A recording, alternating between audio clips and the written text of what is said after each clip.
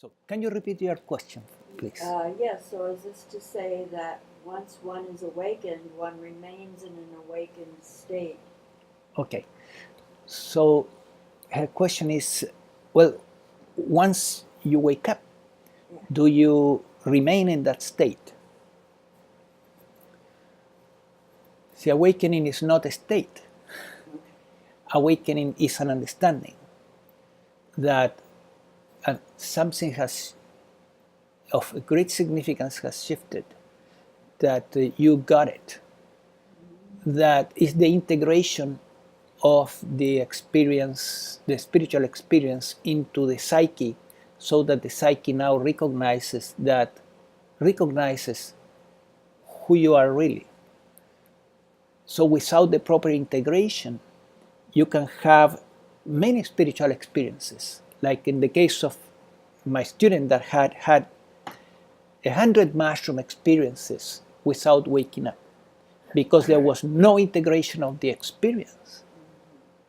So we can't sustain the spiritual experience indefinitely, because we need to function in this world. But what happens is that the insight that comes with the experience, not the spiritual experience, the insight, is really embraced, accepted, and welcome. And now there is the desire to function from the truth about you and not from the ego. And when the functioning happens from the ego, there is observation. Observation? Yes, of the ego. Of the ego arising. The little me arising as a fantasy.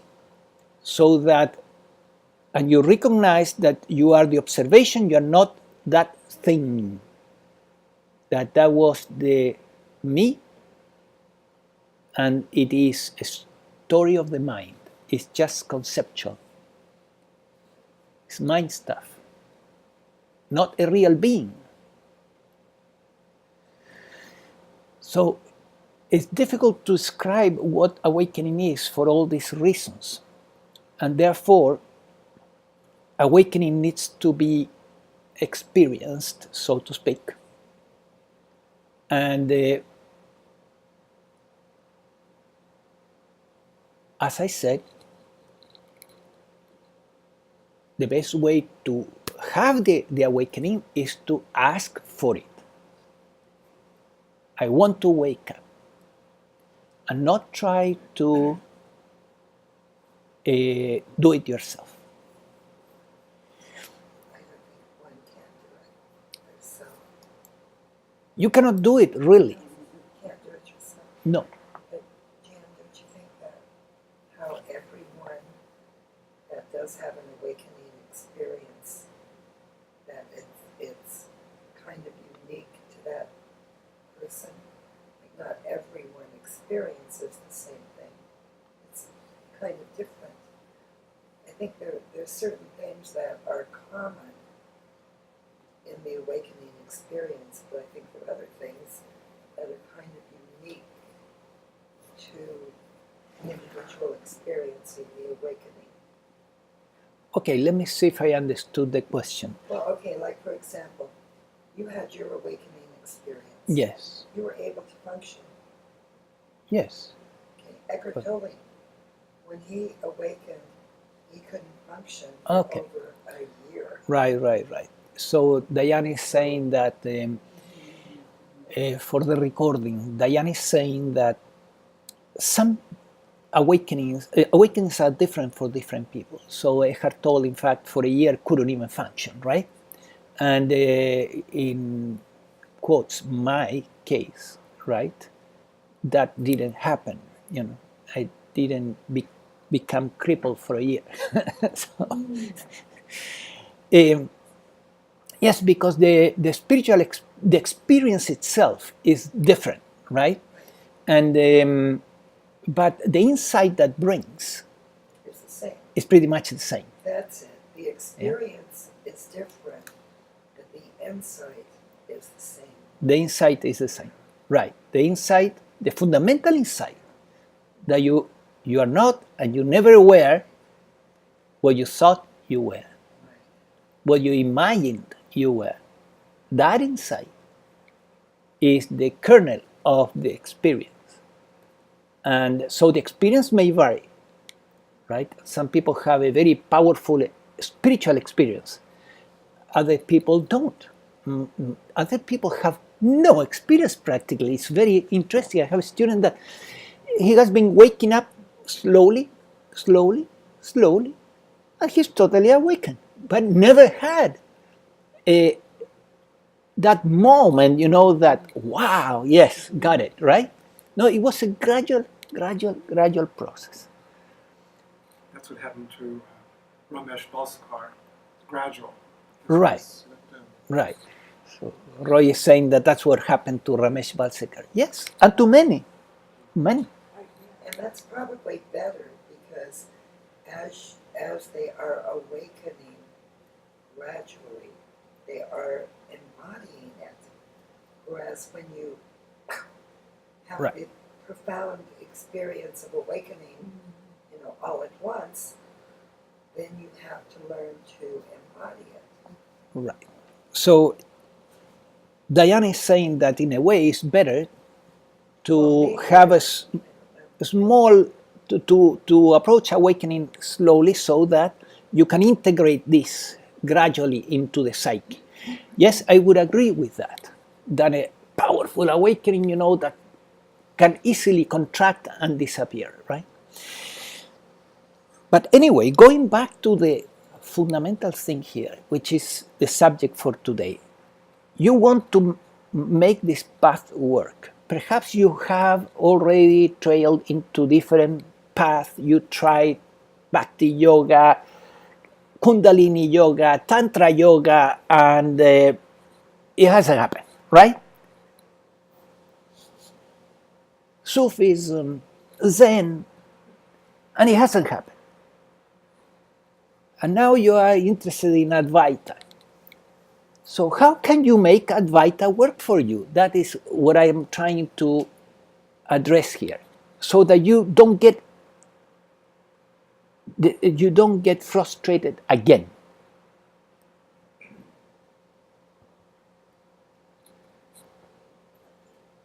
So I'm going to repeat the basic thing. First, understand that in this path you don't go straight to liberation. You need to fulfill first a stepping stone that is called awakening. Don't try to go into liberation from suffering at once. No, go for awakening. Because awakening has to happen first. In this path at least. And I would say in every path, it's just that they don't tell you. And then once awakening happens, once you realize what you are really, then don't stop there. That's another mistake that people do in this path. They stop. They say, got it. I am awakened. Right?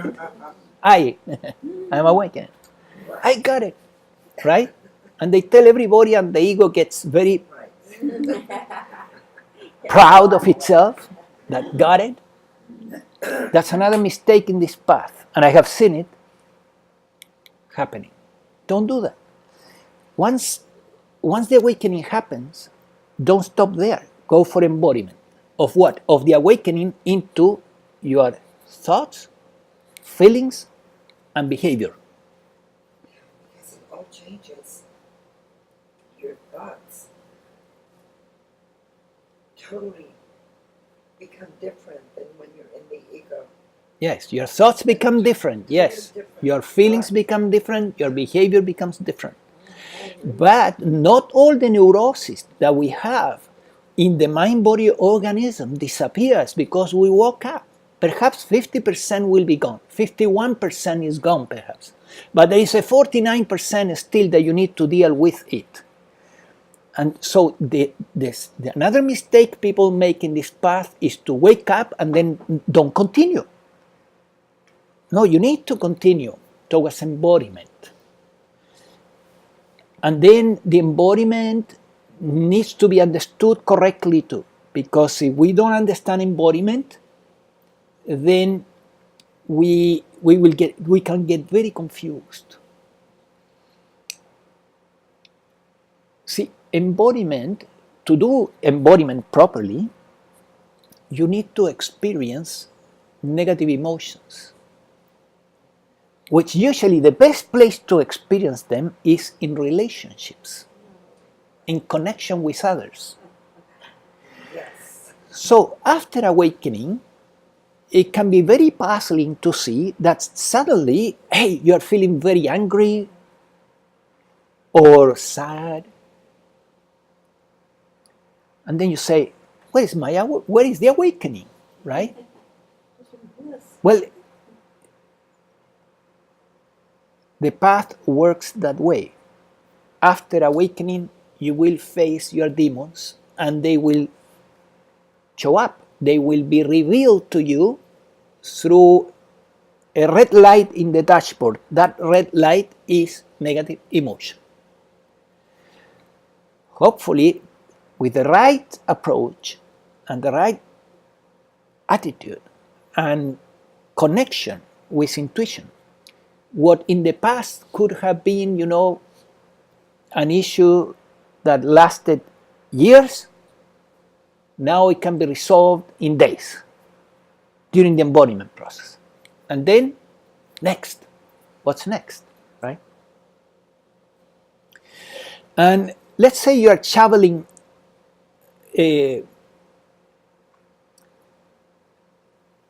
soil, yeah? You're shoveling soil. Well, the last shovel has as much weight and is as difficult as the first one.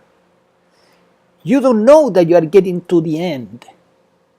So as you approach the end towards liberation, still you are shoveling negative stuff out of the way, right? And still negative emotions will come, you will deal with them, and then that is gone, and another one will come. Another experience that will create negative emotion. So if we don't understand embodiment and how it works in this path, then we may get discouraged and say, no, this doesn't work, awakening never happened, because you had an idea about awakening that was unrealistic, that was not real.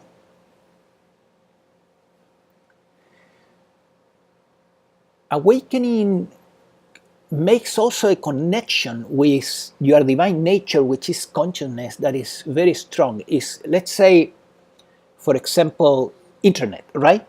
Internet, you can be connected to the internet through a DSL phone that carries, 500 kilobytes per second, right?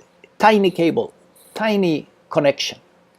Or you can be connected today with a fiber optic that carries 200 megabytes, so 400 times more data, right? Well, picture intuition as a connection with source, yeah? The source of all wisdom. Intuition is the cable, right? And before awakening, it tends to be tiny bits of information passing by. After awakening, that opens up. And now you have megabytes of information available, right?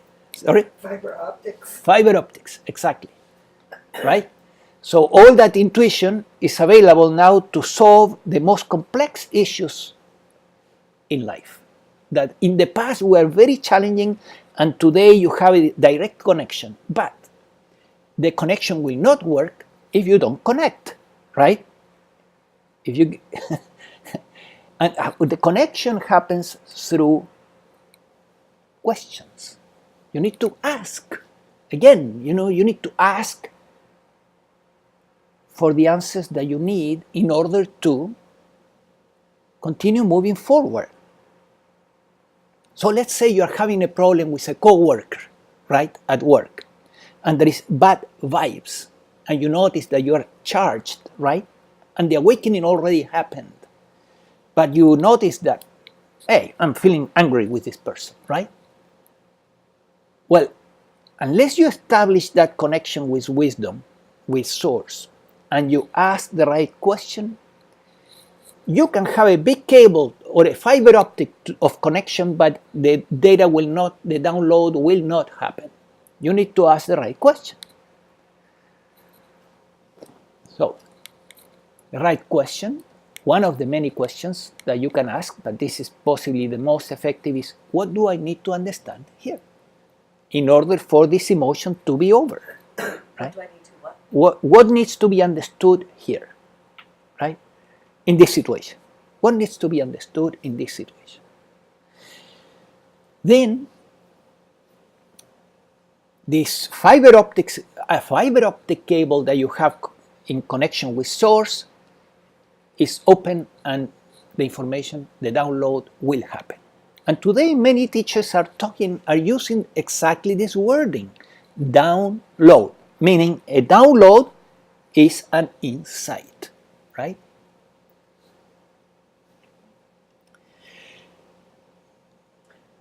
So what else? We need to understand the path. This makes all the difference. If you understand how the path works, then you will be able to walk through it painlessly, fast, and effectively. If you don't understand how the path works, then you will be lost in fantasies about what the path is. Yes, Daya.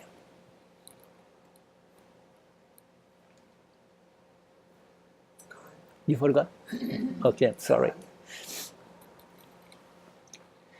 So another thing we need to understand is that whenever we are facing a situation where there is negative emotion, for sure, there is something there that you are not understanding. About ourselves, obviously. About yourself, or about the other person, about the situation.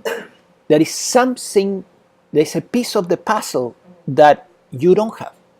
And how do we figure it out? Well, the most normal thing to do is that you will search in your memory bank. You will go to your memory and you will try to find a solution, a way out, right? And you will be frustrated because it's not in the memory. You cannot solve the problem from there.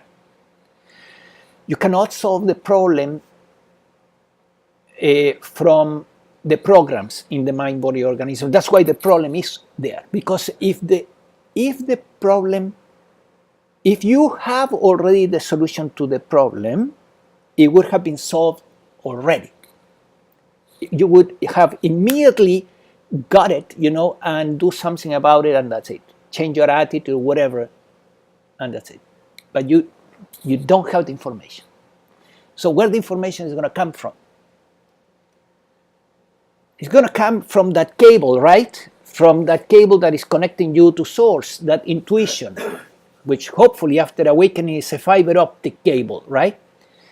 And but we need to open we need to connect. We need to open the valve so that the information flows.